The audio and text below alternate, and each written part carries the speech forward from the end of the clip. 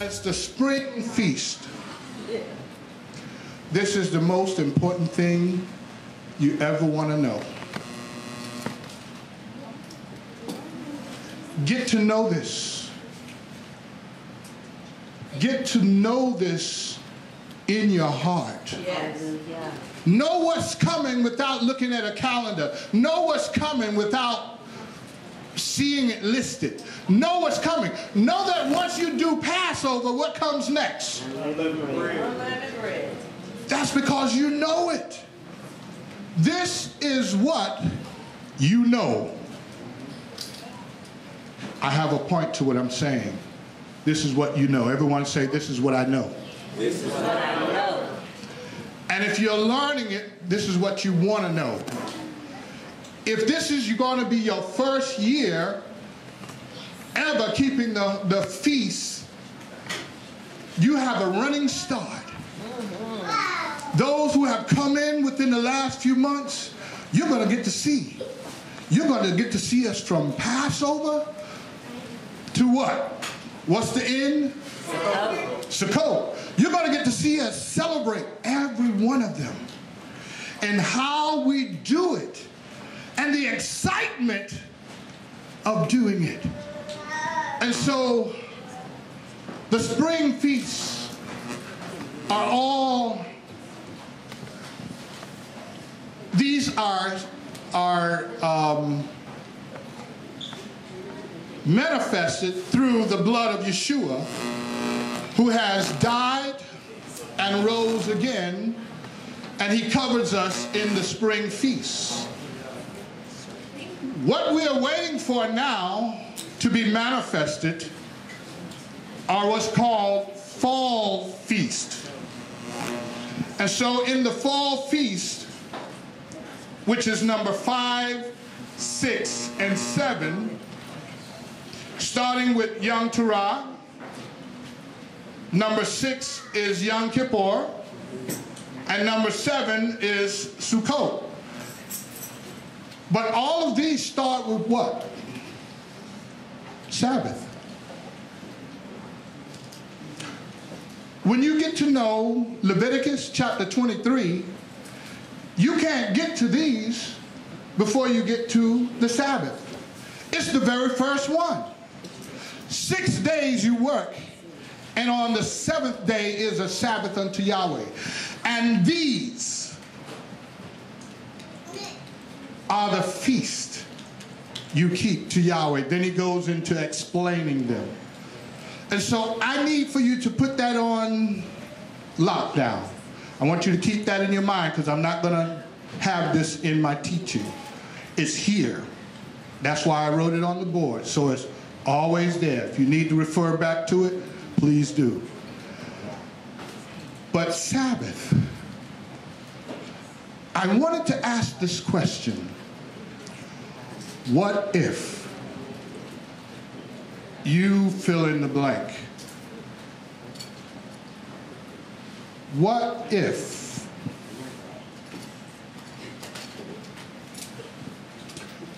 Yahweh's words are true? Just what if? What if his words are really true? Some people don't take him literal. Some people look at it spiritually with their spiritual eyes and miss the literal level, which is the first level of learning in Hebrew. And so to not notice or not search the literal level is a mistake. And so here's the questions that I want to pose. To whom does the Sabbath laws apply? Is profaning Sabbath a sin? Now that's a big one. That's one that I will ask people randomly. I would just, I'll just walk over to people and say, is keeping Sabbath a sin? Well, my wife told you about, we have a neighbor who is a policeman, And he was outside, he and his wife, and I went over and I asked him that question. Sabbath. So I think it's important.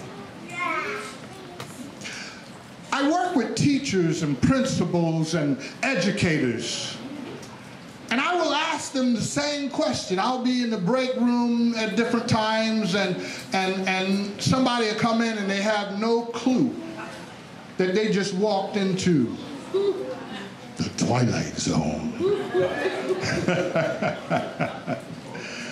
I will ask, what day is the Sabbath? I've been asking that question for years. And to see them choke up is not my aim, but I always get a different answer. But it's only one. What day is the Sabbath? The seventh day. Other than that, nothing else is acceptable. If you tell me anything outside of the seventh day, I can't accept your answer. But I'm not rude when I speak with people on the outside. I'm never rude. I never browbeat. I always know where I'm going and who I'm talking to. If there's people who I've been working with on a daily basis, we're in the building, different classes, but we cross our path. We're in meetings, we're in different things. So you kind of get to know people from a very cordial point of view, and you know who you can speak a little more strong and those who you don't quite know how they will take things. So you have to be what? A skillful fisherman. You have to be wise in your approach. And so there are some people, like one of my co-workers who's a deacon, or was a deacon in the church and Sunday school teacher. I was able to, and he's male, big man, and so he's very in your face at work about what he believes. And so I knew that I could come a little stronger to him. And so I asked him, what day is the Sabbath day? And so he beat all around the bush, and he would not admit that the seventh day is the Sabbath, knowing that he goes to church on the first day. And so I just had to go very straightforward with him. I said, Sunday is not the Sabbath. Sunday is the first day of the week. And so in the little room that we were in at this time, it was myself, him, another pastor, and at one time, another minister who I've been working with and been working on, Mr. Leach. So y'all met him. So y'all seen a little bit of fruit come back. And by the way, Minister Bias, they did call in for Passover. So put him on your list. He and his family. They're on there. They were 2, now they're 3. So he's trying to bring him up, and they had a child, so they're trying to bring him up in keeping the holy days. But let me just kind of move on. But my other co-worker, he fought it tooth and nail that Jesus moved it. Because when he got up, and when Paul said, and so he came up with all of the different excuses. The other pastor who you have not met, some of y'all, the brothers, they met another pastor, Pastor Swan. So when we had our meeting together with some of the different pastors of Winston-Salem area and different places, it was actually the Triad area. And even further than that, as we had reached out to kind of start sowing into other ministries, we had, and this was led by Rabbi Tu, we had some folks come in. Oh, but Pastor Swan, he spoke up. He said, the Sabbath is Saturday. Now, he's a Sunday keeper. And he was strong. I mean, I took it easy on him. He said, no, brother. He said, this man is right. Saturday is the seventh day. Saturday is the Sabbath. I just sat back. I let him go with it. But I knew what I can do. I kind of brought it in, and it was just four of us in there, 4 men. And we were able to take our time and go through until one of our classes came up. But anyway,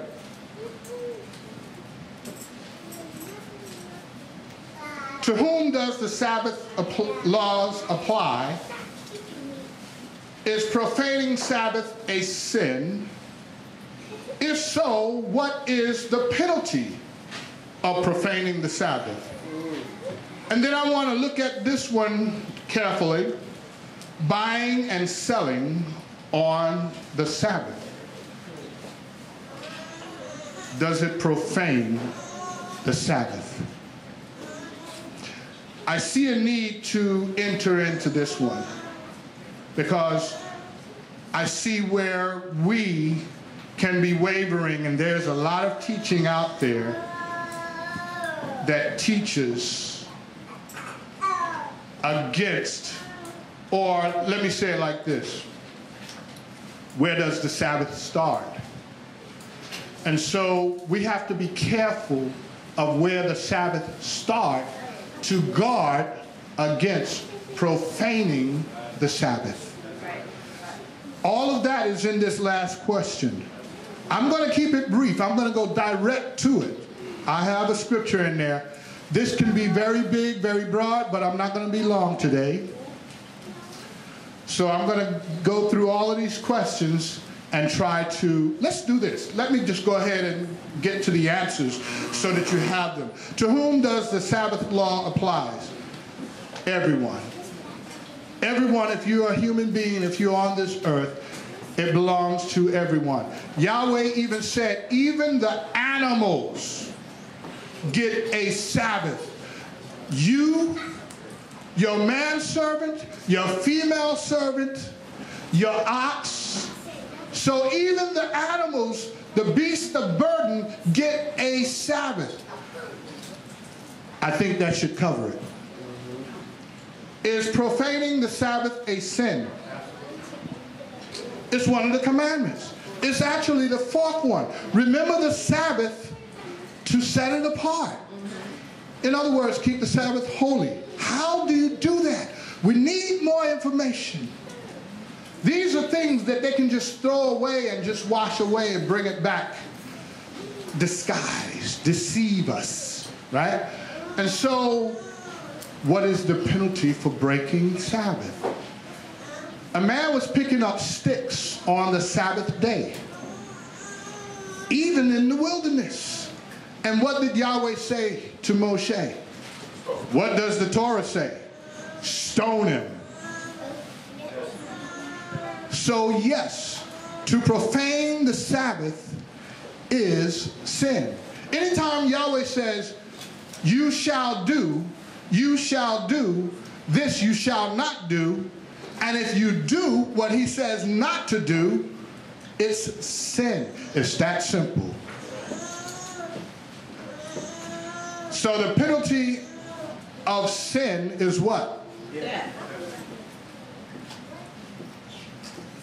This is stuff you know. This is stuff you know. So let's continue to move with this.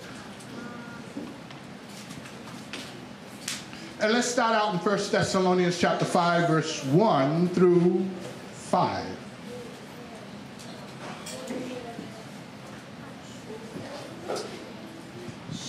Now, brothers, as to the times and seasons, you do not need to be written to. Question. This is Shaul writing to us, and he's saying to who? His brothers, fellow Hebrews, but it doesn't stop there, but believers, right? Because this is now after the Messiah has been crucified, and we have now joined in fellowship through the blood of the one. who died for us all. So now, as to the times and seasons, you do not need to be written to. Question. I was setting that up so you can see I have the answer already there. So I'm not going to throw a blind question to you. When do you not need to be written to? What aspect of what he's saying you don't need to be written to? What do you already know?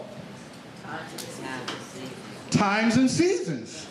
Leviticus 23. You already know the times and the seasons. But guess what? When they're reading this in the New Testament, and they do not venture beyond the book of Matthew, when they stop at that blank page and don't go beyond that blank page, when they stop there and don't venture forward, they don't understand this. This escapes them. This is what we know. We live it. Every year we experience it. We right now are looking at the signs of Passover on the way. Right. What do we see? Trees are beginning to bud. The winter season is beginning to die down. We're getting some warm days along with the cold days. And so we're seeing some signs in the heavens and signs in the earth. And so we don't need to be written to according to the times and seasons. Continuing, you do not need to be written to, for you yourselves know very well that the day of Yahweh, what are we looking for? The day of Yahweh. Now, here's another fallacy and mistake in our traditional brothers. The day of the Lord, where we shall meet on Sunday. Wrong. They believe that the day of God is every Sunday because that's the day that we're supposed to meet. But knowingly, more pastors know the true Sabbath, but because of tradition, refuse to move or change, because there is a cost. If you move, you may lose a lot of people. And it happens. We've seen it. We've been in fellowship with people who have lost members, and they don't like losing members. For you yourselves know very well. How do we know? Very well. That the day of Yahweh comes as a thief in the night. Another code word. As a thief. When? In the night. Hold on to that night part. For when they say peace and safety, then suddenly destruction comes upon them as labor pains upon a pregnant woman, and they shall not escape. Who's that they? That they is not the people of Yahweh.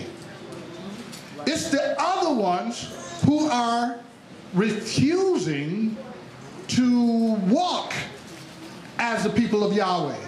Let me say it like this. They're caught between belief and obedience. They believe, but they're not obedient. So they, because the other folks are not even in this equation.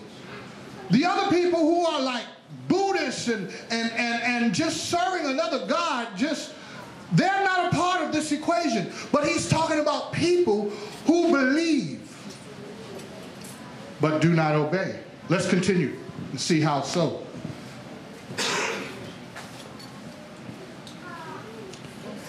Peace and safety, then sudden destruction comes upon them as labor pains upon a pregnant woman, and they shall not escape.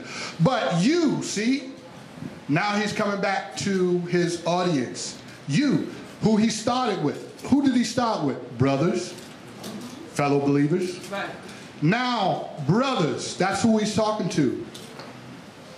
He's not talking to the other ones, but he really is.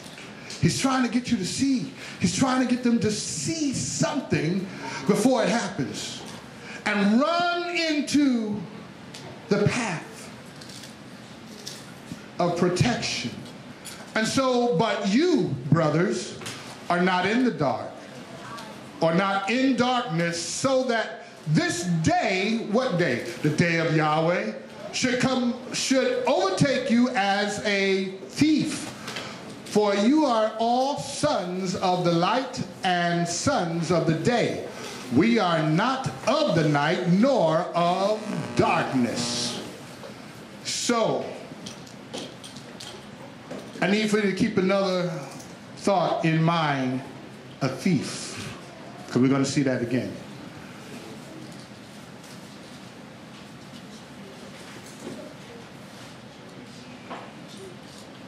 For they shall say peace and safety.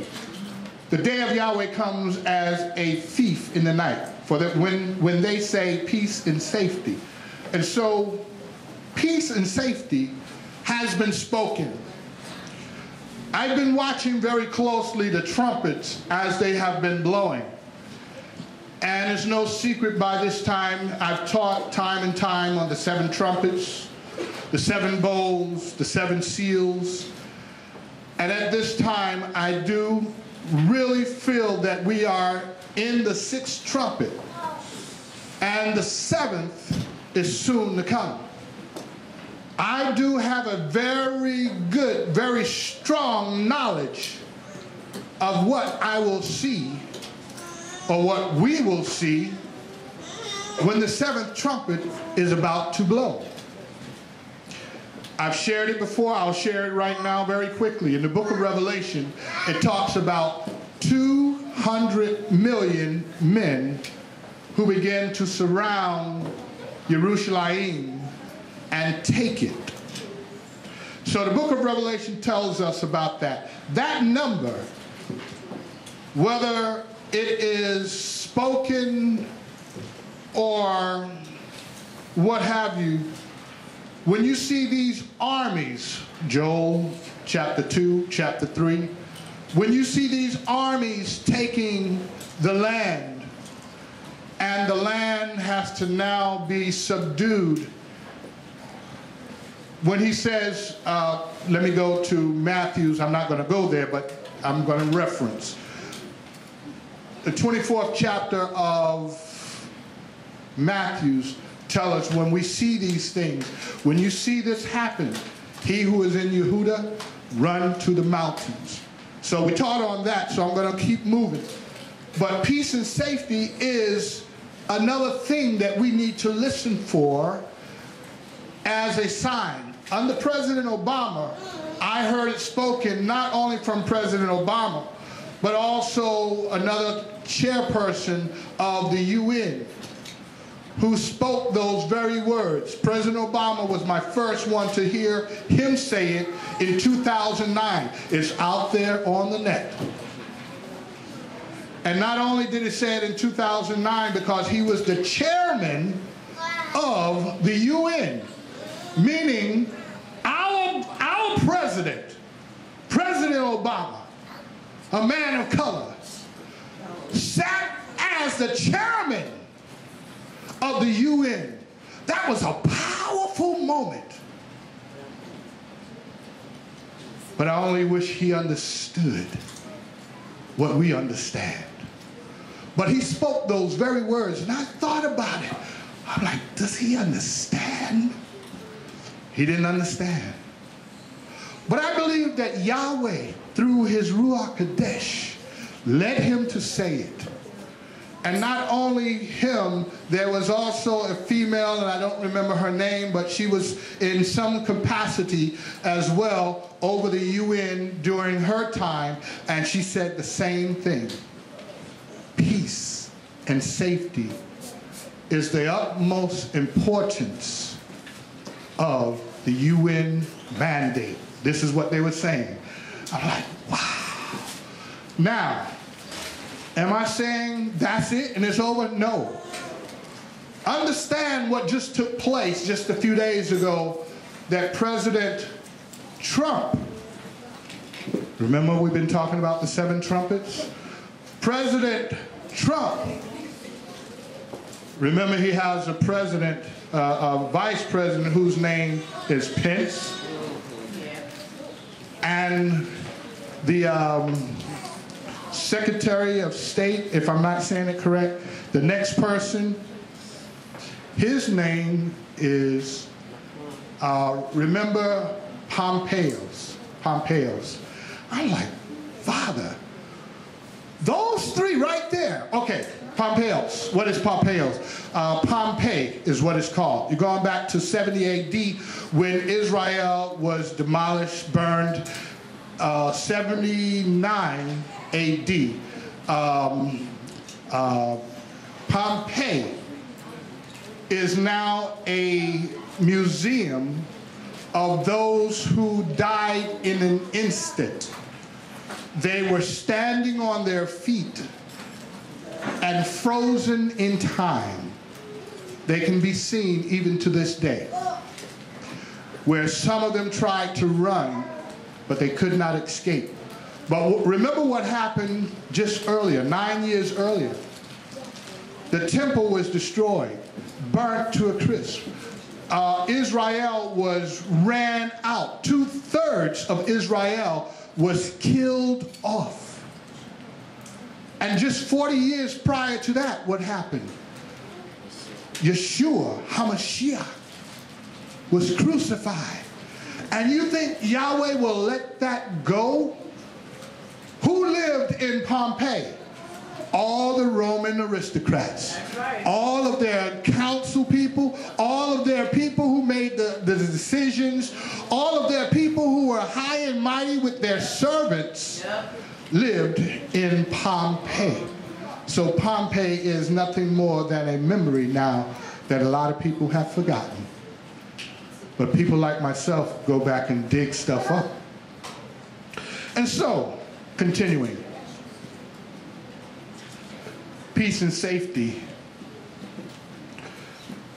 Something just took place in a meeting with North Korea, where it didn't go to its fullest time allotted. And so what is said is that President Trump cut the meeting and left.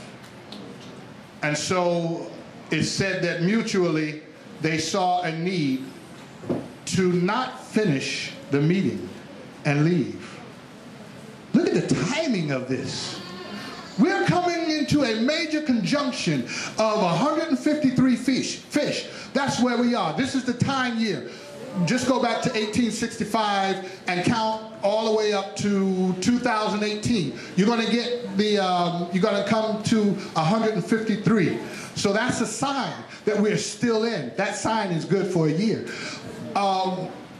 2018 comes in another sign, 70th year of Israel being proclaimed a land once again. Now, I've already said, and I'll maintain that those who are in the land, I'll go to Revelation chapter 2, verse 9, Revelation chapter 3, verse 9 on this. There are those who say that they are Israel and are not. If that's prophecy, when is that prophecy going to be fulfilled, if not now? Because Messiah is due to come. So that has to be going on right now. So let me move on. So the stage is set for something to happen, to take place, when they say, we got peace and safety. Because you got people who have been at odds with each other. I don't have to go back through the story. But you know, Trump called the president of North Korea, and it slipped my mind that fast. Minuteman, not Minuteman, but he called Mini-Man or somebody. Rocket Man, thank you. I knew somebody would get it from that. Rocket Man. So there was a lot of derogatory talk before last year, and they finally began to meet. And so what happened? That they couldn't finish the meeting this time. What took place in that private time that the both of them said, you know what, I'm out of here? I don't know, but I'm keeping my eyes open. I don't know, but I'm going to keep watching for the signs and what Yahweh is saying is about to happen. Right now, we have now also come into a year that was spoken of in Genesis chapter 15, verse 13, 400th year. So all of these things are coming into a conjunction, is telling me I need to wake up. I need to observe. I need to be looking and watching for what is to come. So, let's address, no man knows the day nor the hour of the coming of the Son of Man. Matthew chapter 24, verse 36. It's not here, but that's what I'm talking about. So I'm going to address this, no man knows the day nor the hour. What is he really talking about? Let your loins be, Luke chapter 12, verse 35 through 42. Let your loins be girded and your lamps burning. And be like men waiting for their master when he shall return from the wedding, that when he comes and knocks, they open to him immediately. Blessed are those servants whom the master, when he comes, shall find what? Watching. Truly I say to you that he shall guard himself and make them sit down to eat, and shall come and serve them. And if he comes in the second watch or in the third watch and find them so, blessed are those servants. And know this, who's speaking? Yeshua. So if you didn't know, guess what? He's speaking again. He's saying, know this. So if you don't know, he's speaking something into your spirit. You who don't know this. Why? Because no man knows the day nor the hour. Right? So he's saying and he's speaking. Remember, the scripture says that the Holy Spirit shall lead you into what? All truth. Right? So here's the Holy Spirit speaking. And what does he lead off with in this next verse? And know this, that if the master of the house had known what hour the thief comes. He's using a parable. He would have watched. What would he have done? So what is he telling us to do? Hold on to that. He would have watched and not allowed his house to be broken into. And you then be ready. For the Son of Adam is coming at an hour you do not expect. And Kepha said to him, Master, do you speak this parable to us or also to all? Let me just answer that really quick. To all. Going back to the reading. And the master said, who then is the trustworthy and wise manager whom his master shall appoint over his household to give the portion of food in due seasons? Seasons. Everybody say seasons. Seasons. You don't have to be talked to or written to about times and seasons. Oh, I know, that's Daniel. I know. I'll get there too. But I just want you to understand, all of these places where I highlighted or changed colors, I wanted you to focus in on them for a very particular reason. They are important. When do you burn a lamp? Let's go tradition. Let's go before we had electricity. Let's go before who is that? The guy with the glasses, Benjamin Franklin, before they did all of that back, whatever year that was. Well, we got Thomas Edison, right? But then you got Benjamin Franklin, who did the experiment with the kite, set up a key and realized that, hey, there's some electricity up there. And from that point, they've been working on scientific capturing of the electronic or the electric energy, right? And so they figured out a way. They got two different ways that we observe electricity. One is called AC, the other is DC.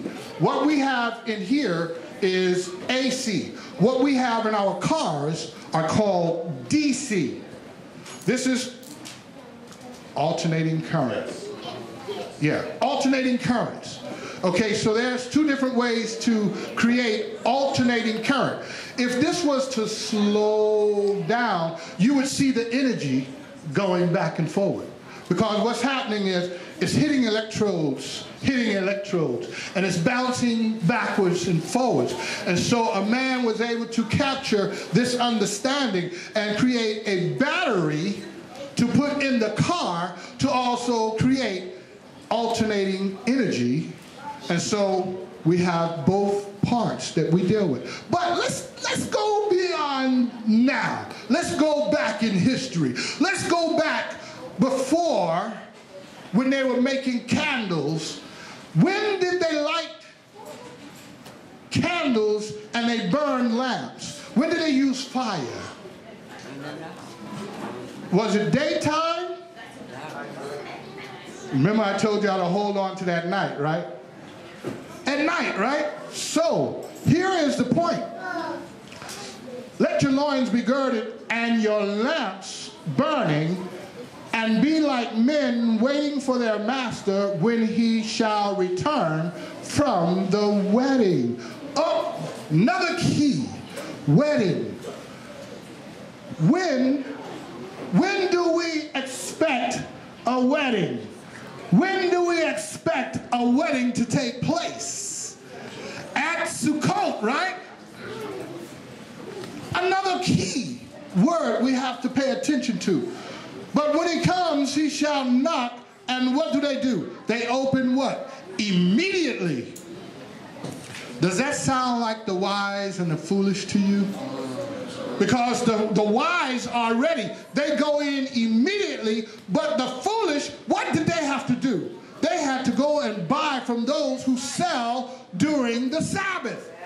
Guess what? Those who sell during the Sabbath are used to selling during the Sabbath. So that's why he said, go buy from them. Because when the Sabbath master comes, we are going to enter into his rest. I'm getting ahead of myself, but I like it. So, shall they open to him immediately? Blessed are those servants whom the master, when he comes, everybody say, when he comes, shall find watching.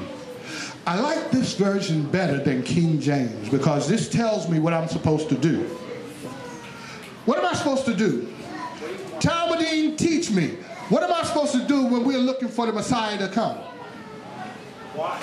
Watch. One word. Watch. When do we watch?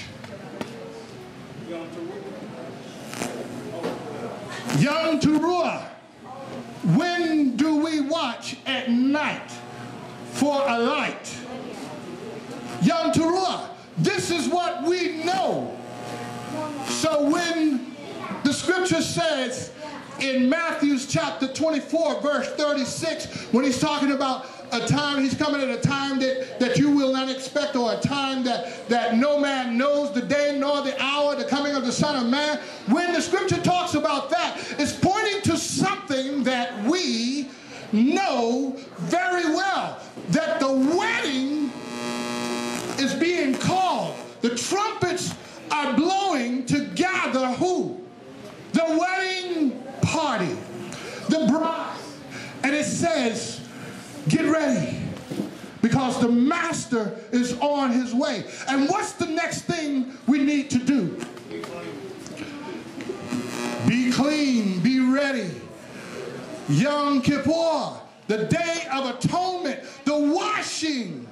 Remember Esther, Hadassah, when she was going to marry the king, she had to get cleansed for, what was it, a year? A year, because she knew she was getting married. She couldn't have the stench of a servant on her because she's getting ready to marry the king. She was bathed and washed in oils. She couldn't have the smell of a servant because she was being elevated. So we too must get ready for our master, our king. So we're being told to know something. What? Watch and be ready. So Kepha asked this question to Yeshua. Who are you talking to? Something prompted Kepha to ask this question. Are you talking to, because it don't sound like you're just talking to us. This sounds more like you're talking to us and past us. This sounds like you're talking to another generation of people. So who are you talking to? Us or to all? And so I believe, again, that was the Holy Spirit that prompted Kepha to speak, because 2020, hindsight definitely is 2020. And so here's the parable of Yom Teruah. It only comes once a year, and out of 7 holy days, it's the only one that begins at what? The beginning of the year. So we have to watch for the sighting of the moon to know, yes, it's time for the feast to begin. And when we see the slither of the moon, we blow our shofars every year. We gather, as we did last year, right out here on front, and we watched for the moon. And when we saw the light, we blew our shofars to alarm the community, get ready. We don't know whether he's coming in the 2nd watch or the 3rd watch, the 4th or the 5th watch. But we will be ready because this is what we know to do. Let me ask this question. Let's go back to the time when Yeshua was crucified. Oh, I don't want to say it that way. I was going to say, let's put him back on the cross. Scratch that. Let's imagine the time that he was on the cross or on the stake. Did they go there? Were they keeping the feast to see him hung up? Were they there? Did they come from all over to gather in Jerusalem to see him put in the grave? Did they come there to see him raised up? Why were they in Jerusalem? To keep the feast. To keep the feast. That's why they were there. That's why we keep the feast. We're not trying to say, oh, let me wait to the right time and the right one. Although there are some people who are doing that. They are hoping to be able to escape. But we already read where it says, and they will not be able to what? Escape. Because Yahweh is the just judge. And so, we know the times and the seasons. That's what we know.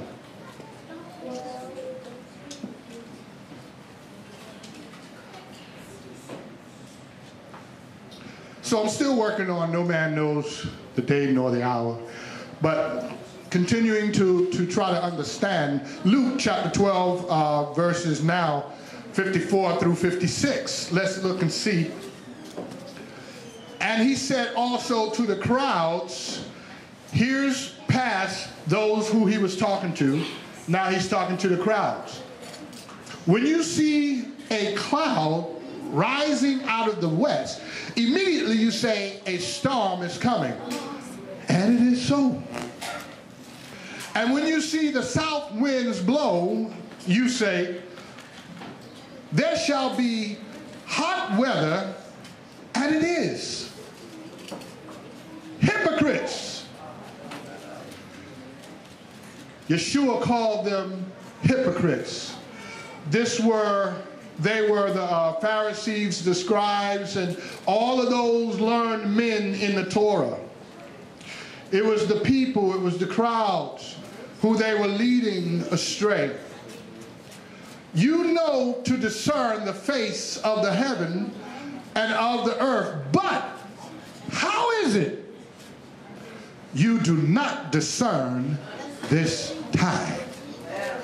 So I'm not a patron of no man knows the day nor the hour. So when someone says that to me, I will not embarrass them. If I have time, I'll explain it. But if I don't have time, then if we come together again, maybe I'll get an opportunity. But I understand no man knows the day nor the hour. He's pointing to the time of Yom Teruah, because it's guided by the sighting of the moon. Now, is that the only way? We're also guided by what Yahweh has given us as evidence of this time. When you see the barley coming into manifestation, know that Passover is coming. And so you get to the first day of the year of which we're waiting for. We're getting ready to start a new year. And that first day, not the 14th, but the first day, this is the 14th. Passover is the 14th. But in the evening, because the daytime hours of the 15th is Passover as well. So when Passover comes, you first begin to observe it in the evening at the full moon. Because the evening before the day, going back to creation, in the evening and in the morning is the first day. So this is how we calculate and we come up with when the feast seasons begin. And so this is what he told us to look for. And so this is what he's scolding them that they are not observing. How is it that you know what you know? You can tell the weather. Well, let's test that. Let's test that. Let's bring that to today. Can people discern weather today? Can they? I'm going to ask it a different way. This is what a lawyer would do. Because I got some yeses on that one. But it wasn't enough to convince me. So I'm going to ask it in a different way. Can man predict weather? That still sounded a little slow. Some people not sure. Can you turn on the news and get the weather? Can they predict what the weather will be before it happens? Now, I'm not talking about they're 100% on it every time, because they hit and miss. But a lot of the times, they're right on it. Right here, Yeshua says they are. Let me read it again. Immediately you say a storm is coming, and so it is. Yeshua agrees with it. So how is it that you can't discern the face of heaven and know the time and the seasons? How can you not know when the Son of Adam is coming? How can you not know when the Son of Adam is standing here before you and getting ready to be the sacrificial lamb? Standing here before you. How is it that you don't even recognize me? no man knows. Hypocrites. So let's really look at this. Daniel chapter 7 verses 21 through 24.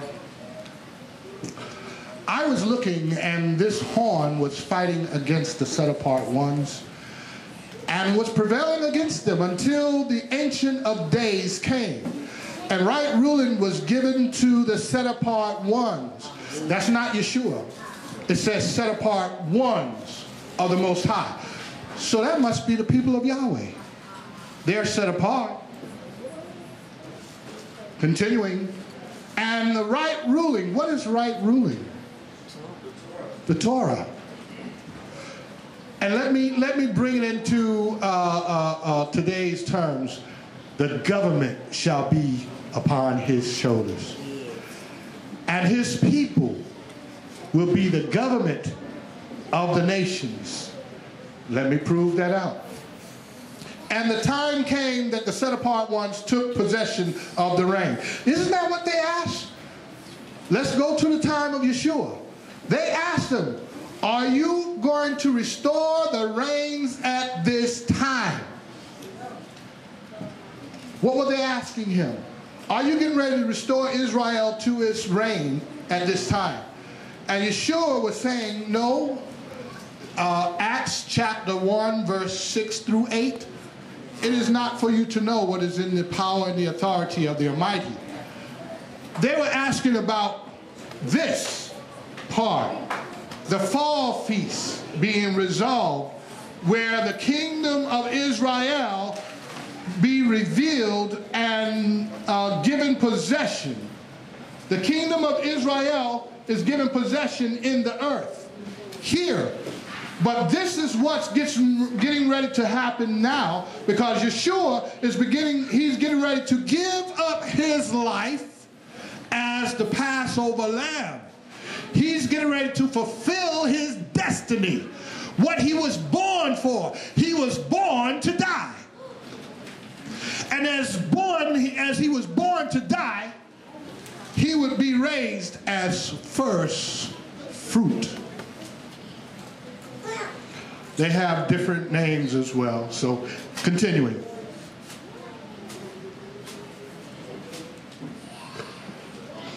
This is what he said. This is Daniel talking. And at this time, Daniel is being taught what's going to take place. The fourth beast is the fourth reign on earth, which is different from all other reigns. And it devours all the earth, tramples it down, and crushes it. And the 10 horns are 10 sovereigns or kings from this reign. They shall rise, and another shall rise after them. And it is different from the first ones, and it humbles 3 sovereigns. And so, let's try to understand this fourth reign. Here is the fourth reign in very short order. Starting with the head of gold, Babylon, the breast of silver, Persia and Medes. The thighs of brass was Greece. And right here, a major thing happened. As Greece fell, the fourth reign came into power and dominance over the whole earth. But then there was another kingdom after them, or another reign. We don't see it said, but it says, and another after the fourth. So can we call that the fifth reign? So there's a fifth reign that is in power at this moment, at this time. And what is it? Feet of iron and clay. Problem right there. Iron and clay don't adhere to one another. At some point, they will go their separate ways. You put enough water on that clay, you don't have anything left but iron. But them all together is what makes that kingdom or that reign. Now, what happens is the stone is cast at the very weakest part, the feet, and topples that reign. So, can we just agree that during the time of Yeshua, his crucifixion, as he rose with what? All power and authority in his hand. Let's look at it even a little closer. The fourth reign. Here is the division of Rome. You have, and I'll just read the outsides of them. And these may not be in any particular order, but here are the 10 sovereigns or the 10 kingdoms that came out of Rome. Rome fell. But when Rome fell, it splintered into 10 different governments, 10 kingdoms.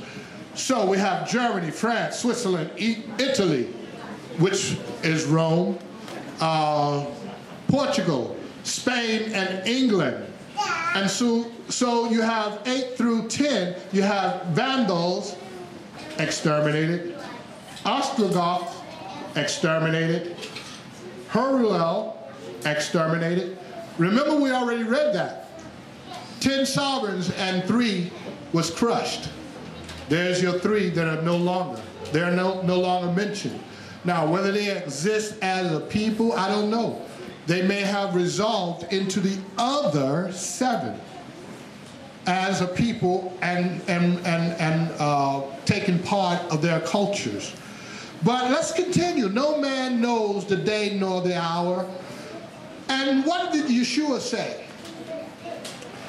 Why call me master and you don't do the things I tell you to do? What's one of the things, one of the major things he said do? Keep my commandments. If you love me, keep my commandments. And so he asked this question, why call me master and you don't do the things I say? A servant does what the master demands. So if we are bondage servants to Yeshua, why do some people refuse to do what he says? Let's keep in focus the Sabbath. There are many people who understand that they meet on the first day of the week, Sunday. I don't want to make no mistake about what day I'm talking about. So for those of you who are watching by net, I need for you to begin to do your research and search and find the 7th day of the week. Just get a calendar, any calendar, and find the first day first and count to 7, and whatever day that is the Sabbath. But now we got to be careful because some of the calendars and some things they're trying to change up start with Monday because it's the first day of the work week. Right. But just like August is not the first day according to this calendar, it's not the first day of the year, but it starts your school year in basic elementary school fiscal year. Let's begin to decipher what we are trying to understand. And so Daniel chapter 7, verse 25 through 28.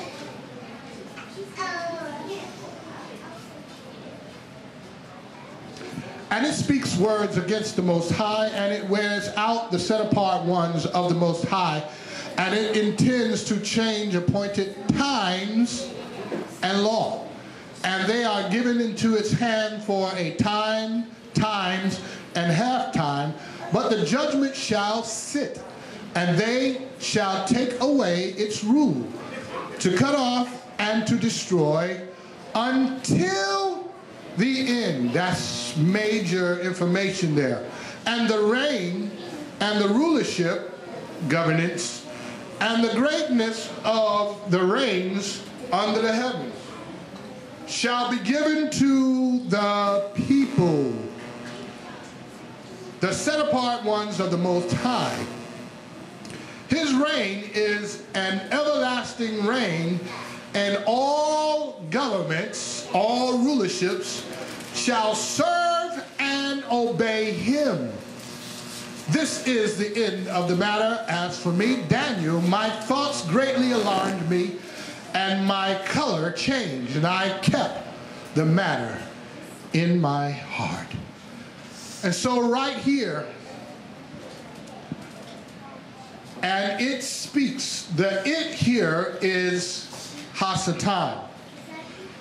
He speaks against the Most High, but in the form of man, or the man that he's given authority, which is the Pope.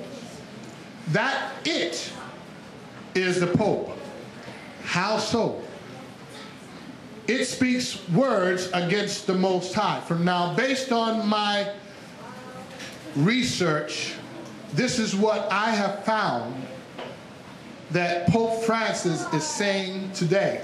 Now, I've taught on this, so I won't go in depth on it. Jesus is not coming back. We've waited for 2,000 years, and we shall no longer wait.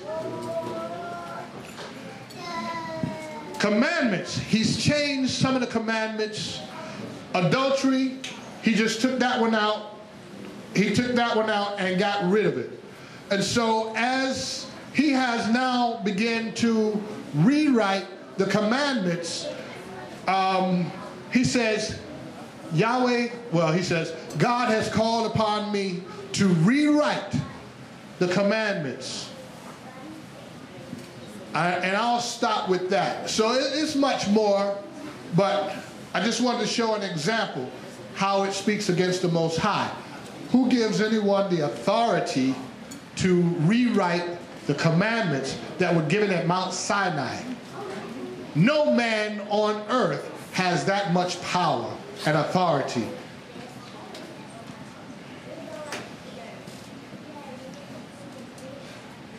It intends to change appointed times and laws.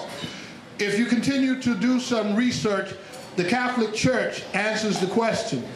Who gave you, back in the 1800s, they asked the question, different theological Christian universities asked the question, who gave the Catholic Church the authority to change the Sabbath?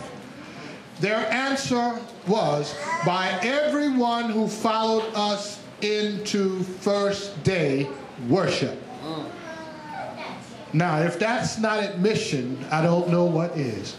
By everyone, they called the Protestant, they called the different denominations, and they said they followed us into first day worship, they agree with us. So,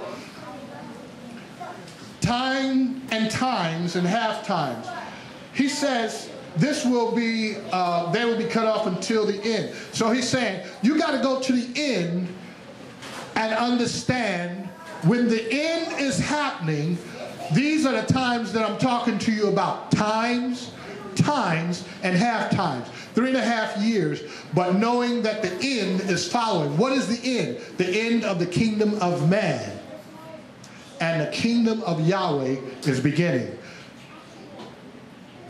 The people shall be given, let's go. And the reign and the rulership, or the governing of, and the greatness of the reigns under all the heavens shall be given to the people. So now it will resolve what they were asking back here in Acts chapter 1, verse 6 through 8, is now coming into view. I see it coming into view, where the reign, which is going to be given to the people to fulfill the fall feast. That's what no man knows the day nor the hour is talking about. It's pointing to a particular time. One other major thing I want you to cue in on, his reign is an everlasting reign. And all rulership or governance rulerships shall serve and obey him. When the people of Yahweh takes over and the government is placed on the shoulders of Yeshua, he becomes King of Kings over all the governments of the earth. We shall fulfill, what's that? Isaiah chapter 2, verse 2.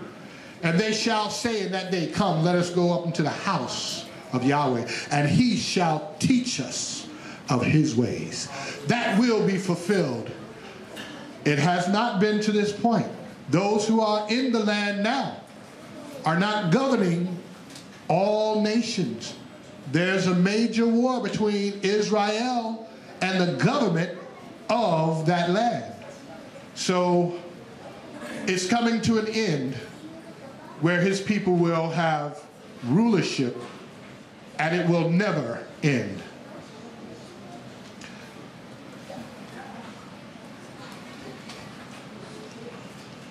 So the Sabbath laws, are they forever? Yes. The Sabbath laws were created during the time of creation. It wasn't during Mount Sinai. And on the seventh day, he, what? Rested. And still he's saying, some have not entered into his what? Rest. Leviticus chapter 16, we could have started much earlier than this, but I wanted this for a particular reason. Leviticus chapter 16, verse 29 through 32. And this shall be for you a law forever. There it is. In the seventh new moon, and on the 10th day of the new moon, you afflict your being and do no work. That sounds like a Sabbath to me. The native or the stranger, who does it apply to? Everyone, both native and stranger, who sojourns among you, for on that day he makes atonement for you to cleanse you, to be clean from all your sins before Yahweh. It is a Sabbath of rest for you, and you shall afflict your beings, a law forever. And the priest who is anointed and ordained to serve as priest in his father's place, shall make atonement and shall put on the linen garments, the set apart garments. So in the father's place, does that denote another generation than the father? That speaks to us of another generation, right?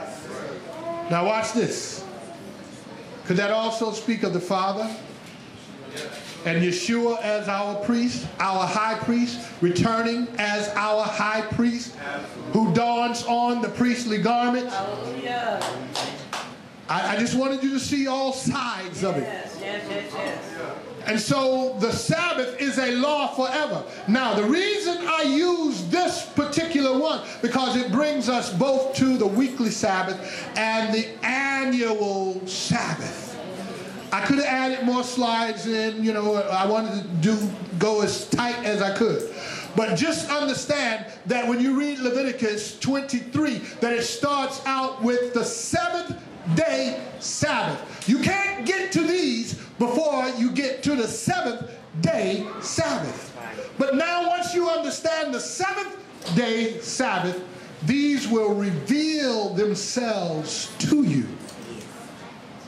For those of you who have been keeping the holy days, you understand this is what you know. This is what you know. This is what you know.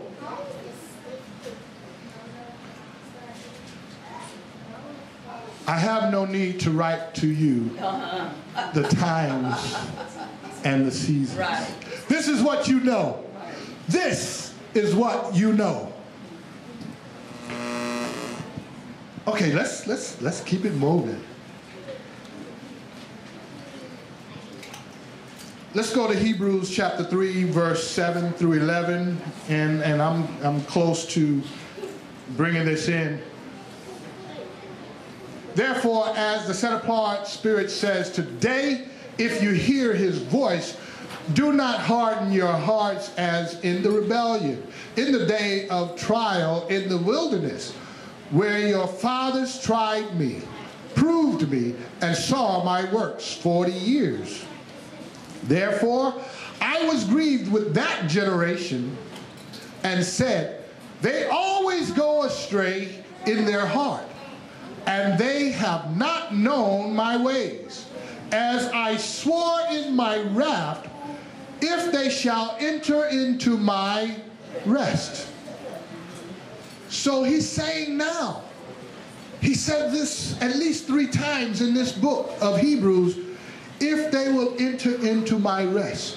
So that's the question. Will you enter into his rest? I asked my church brothers, will you enter into his rest? I'm going to look directly into the camera. If you're listening to this teaching now, will you forget what church you belong to, forget the denomination you belong to?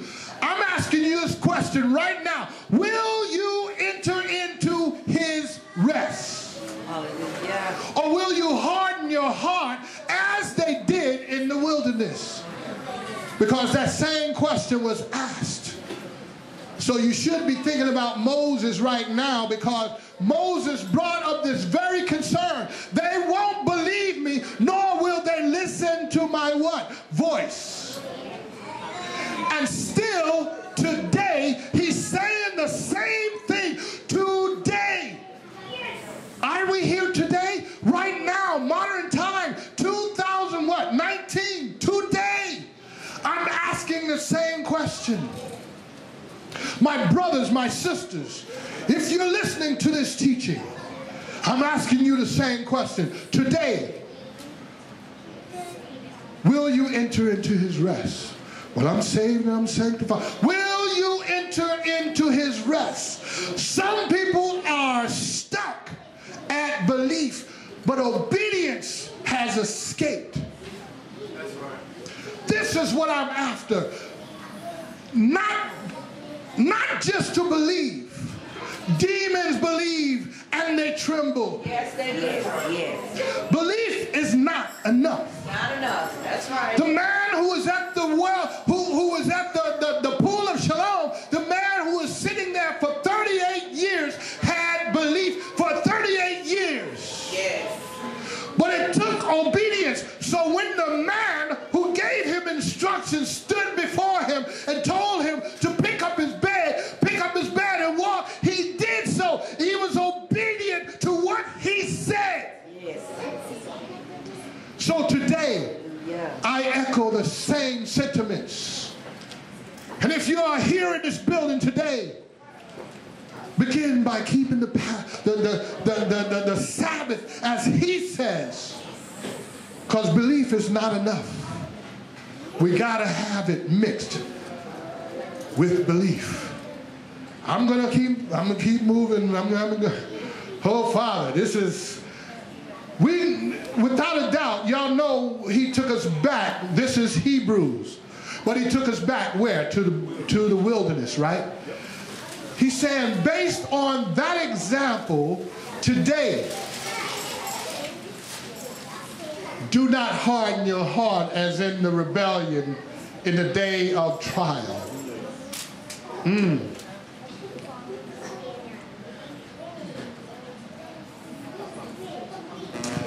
Today, still Hebrews chapter 3, verse 12 through 15. Look out, brothers, lest there be in any of you a wicked heart of unbelief in falling away from the living Elohim, but encourage one another daily while it is called today, lest any of you be hardened by the deceivableness of sin. Is breaking Sabbath a sin? Yes. Yes. deceivableness of sin. Someone has deceived us. I'm telling you, I didn't know that Sunday wasn't the Sabbath. At one point in my life, I believed that Sunday was the Sabbath. Yeah. But I was deceived. Yes, we were. We were deceived. And I have an obligation to you today, my sisters and brothers.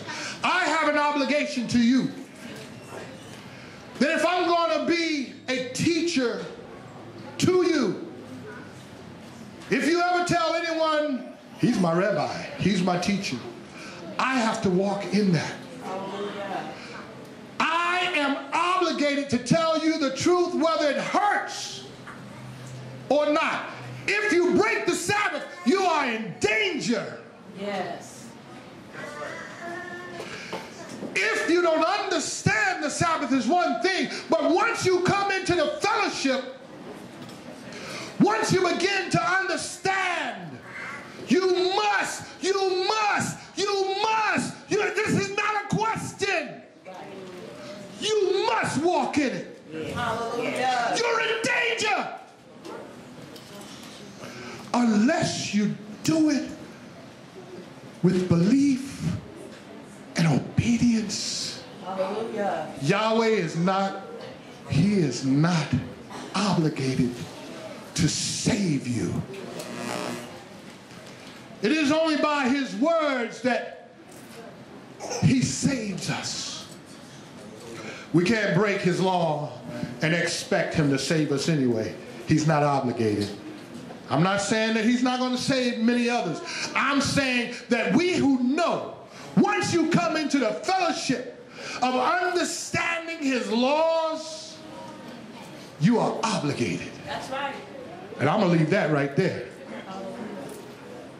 Today, if you hear his voice so many generations later, today, do not harden your heart as in the rebellion of the wilderness. Verses 16 through 19. For who, having heard, rebelled? Was it not all who came out of Mizraim led by Moshe? And with whom was the grief? He grieved 40 years. Was it not with those who sinned, whose corpses fell in the wilderness?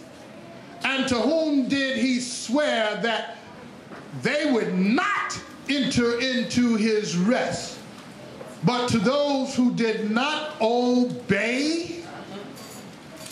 So we see that they were unable to enter in because of unbelief. So you gotta have belief with obedience. I'll do anything you ask me to do. I'll go anywhere you say for me to go. I'll say what you tell me to say. So what should we do? Obey his words, his commandments, keep his commandments. In the day that you hear, do not harden your heart. So we must believe and obey. They go together. So, here's my question to you today, sitting among us, as well as those of you who may be listening across the world on the internet. Have you heard that he rose? Do you know he rose? Just as he said he would on the third day, I believe he rose. Hebrews chapter 4, verse 1 through 15, verse 1 through 5. Therefore, since a promise remains of entering into his rest, let us fear lest any of you seem to have come short of it. For indeed the good news was brought to us as well as to them. But the word which they heard did not profit them, not having been mixed with belief in those who heard it.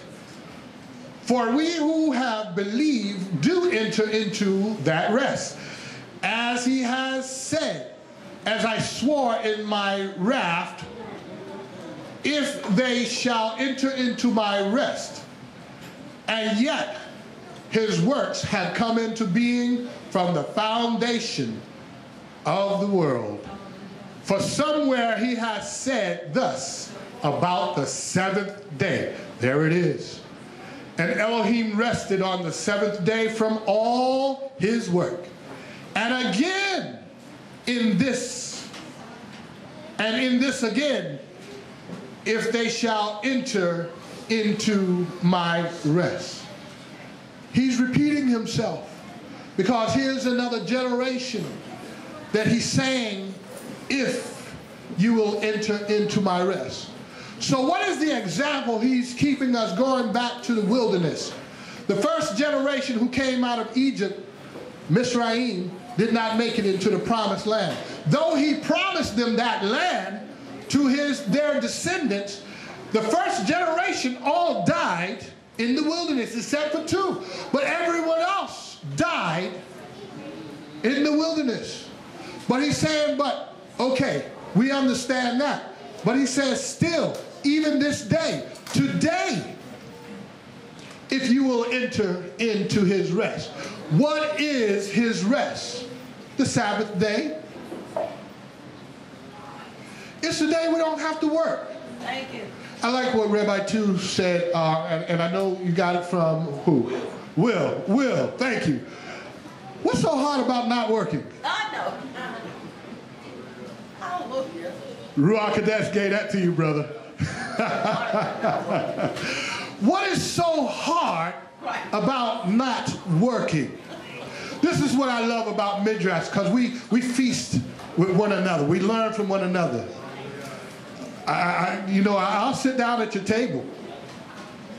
You know, if you have something to eat, I'm going to eat it. I'll sit down at your table and let us reason together. So I don't know so much. I don't know it all, but I love learning. I love learning. And so to enter into his rest is the day that he carved out of eternity to give us, and says, now if you will enter into my rest. And so it's still hard for many people, because the sales are on the seventh day, Saturday. The gatherings that happen at the different venues, the different corporations and different things that happens, they put it off on a Saturday so that everybody can come and take part in it. And so that causes people to work on the Sabbath, because they have to be there to service everyone who comes. And so we'll get to the rest of this, and I'm about finished on this, but let me keep on moving. Y'all know what I'm saying. Verses 6 through 11. Since then it remains for some to enter into it, and those who formerly received the good news did not enter in because of disobedience. Back to the wilderness again. That first generation, but the second generation made it in. He again defines a certain day, today, saying through David so much later, as it has been said, today, if you hear his voice, do not harden your hearts. For if Yehoshua had given them rest, he would not have spoken of another day after that. So there remains a Sabbath keeping for the people of Elohim. For the one having entered into his rest has himself also rested from his work, as Elohim rested from his work. Let us therefore do our utmost to enter into that rest, lest anyone fall after the same example of disobedience. So we don't want to fall to disobedience. There's a lot of people who believe.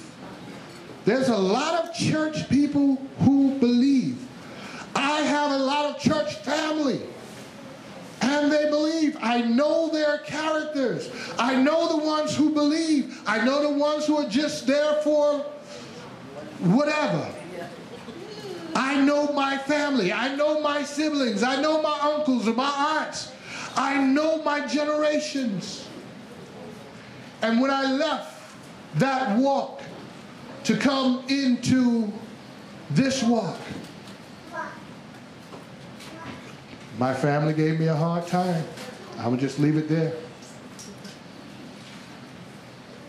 But it don't stop me from talking to them about joining me into his rest. Because I want to be obedient. Let's look at this last point. I'm going to close out here.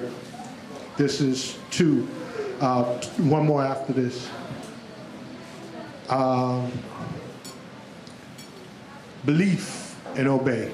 Let's look at Nehemiah chapter 13, verses 15 through 17 right here in this.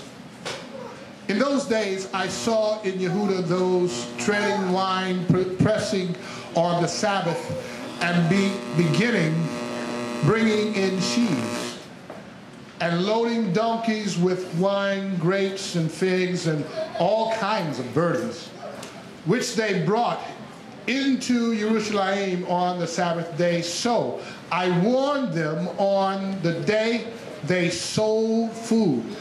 So far, what does it look like? What day did they sell food? Oh, let's continue. And men of Zor dwelt there, bringing in fish and all kinds of goods, and sold them on the Sabbath to the children of Yehuda, Judah, and in Jerusalem. Then I contended with the nobles of Yehuda and said to them, what evil is that you are doing, profaning the Sabbath day? So right here, it is being identified as profaning the Sabbath. That last question.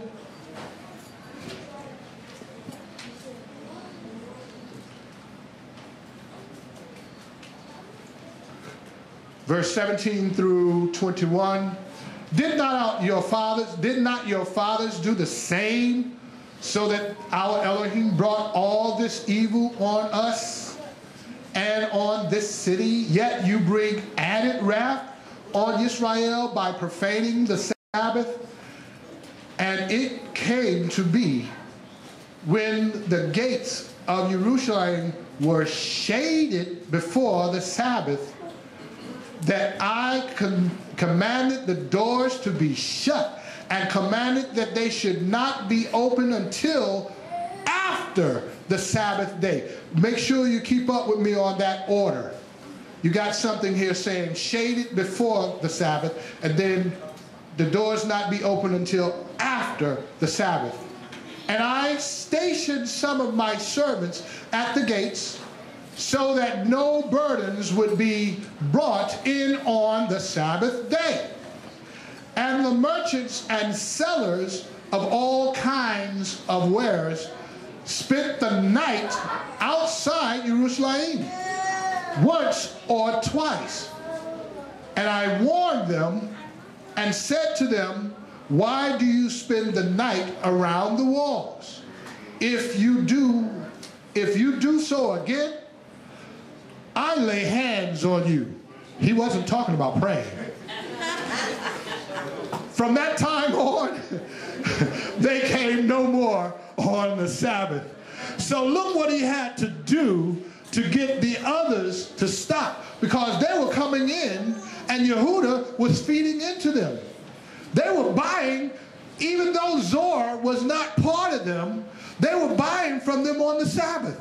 So he said, you know what? Let's shut it down from before the Sabbath until after the Sabbath. So there's a word here that's being used that I need to define. Shaded. I'll get that in a second. I'll come back to it. But Yahweh is saying to his people, come out of her, or you will take part in her wrath. Revelation, right? So Nehemiah is warning them that you're going to bring added wrath on us. Why? Because we are a nation of people. One person represents himself. He will, Yahweh will judge him. But when we all are doing something and no one speaks against it, then we as a people are judged. And so we, MHG, I want to make sure that I get this covered and make sure that we understand that during the Sabbath that we guard the Sabbath. Now you as an individual, you take that judgment. But we as a people, this is what we teach. Now, you believe, but there's also a calling for obedience. Let's look at this word, shaded. Shaded before the Sabbath. Now remember, keep it in mind, he says he ordered the gates be shaded, be shut before the Sabbath, or they're shaded before the Sabbath. And so what he's doing, he's locking down Jerusalem, Israel, so that merchants can't come in to buy or sell. And so I know we are trying to learn what we're supposed to do on the Sabbath. Here's one of the things that I want to focus on. That word shaded, Za'el or Zelah, to be or become or grow dark. To become or grow dark, to shadow. And so down at the bottom where it says, through the idea of hovering over, this is what Zor was doing. They would come as he shut down Jerusalem, shut the gates so the merchants, other outside merchants couldn't come in to sell. They begin to spend the night outside the gate. Why? Because they're waiting for the Sabbath to be over. And so you have those who are now saying, oh, what time is it? What time is it? The sun is almost down. The sun is almost down. We can sell. So they're hovering over. So in their heart, they're still sinning because they can't wait till the Sabbath is over. But here's the good thing about here at MHG. I can say this proudly. We don't wait till the sun goes down. It's Sabbath right now. The sun is almost down. But I can pretty much guarantee you that a lot of us will still be here well after the sun has gone down. We haven't rushed out to our favorite market to spend our paycheck or to buy or whatever. So I don't think we're in this. But I need to address it so that we understand, so we never get to that point that we're not hovering around the Sabbath to either end or begin to know when to sell, buy and sell. That's not what he wanted. He wants us to understand that he will give us all the provisions we need in the Sabbath. So, can you see that this says to be or become or grow dark? This word, sol al, the Hebrew word, what's that? Zion, left, lamet, Zion, lamet, lamet. And so the Hebrew word zol al means to be or become or grow dark. Now, let's understand when that happens. To grow dark is after the daylight hours. It's growing dark. It's not dark, but it's going to get dark. But on the front side is where this word was.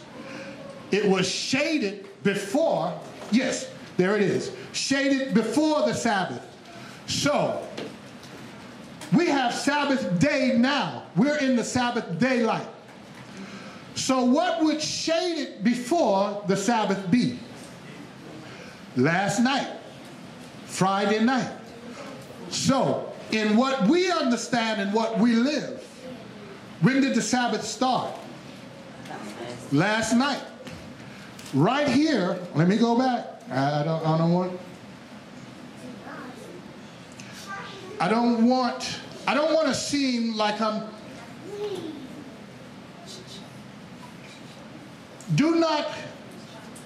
Did not your fathers do the same, so that our Elohim brought all this evil on us and on this city? Yet you bring added wrath on Israel by profaning the Sabbath. So how did they profane the Sabbath? We know that they were over in the city during the Sabbath. So what is Nehemiah trying to do? Cut that off, right? So what did he do? He ordered them to be shut down. But let's focus in on when he told them to shut down. Does it make sense to have them shut it down after the Sabbath? No. All right, so let's continue to search. And it came to be when the gates of Jerusalem were shaded. So when the Sabbath was coming in, when it was about to be dark, before, that word before, we can't mistake that. Shaded before the Sabbath, that I commanded the doors to be shut, and commanded that they should not be open until after the Sabbath. So that's the two working ends. Before the Sabbath and after the Sabbath. The door shut before the Sabbath and open after the Sabbath. Shade before nightfall, before it becomes dark, last night, until after it becomes dark, from evening to evening. So what we know is when the Sabbath comes in, let's look at the holy days. Passover comes in. It's on the 15th at the full moon. But when do we observe it? In the evening. The evening before, right? So the holy days, we always look at the evening before the day. And so when we look at the evening before, we understand the Sabbath because we live it. And we teach it. We walk it. And so, as this is the last of what I'll bring forward, one thing I want you to understand, if you don't get anything else, keep Sabbath. When does the Sabbath start? In the evening before the morning is the first day. In the evening before the day of the Sabbath is the Sabbath. And so this is what I teach. This is what we teach. This is what we live by. And so, does everyone live by this? No. And I said earlier that I felt a need that I needed to express this because there are teachings out there that others are teaching. And so I just want to be clear and precise on what we believe and what we live by. Can we give Yahweh praise?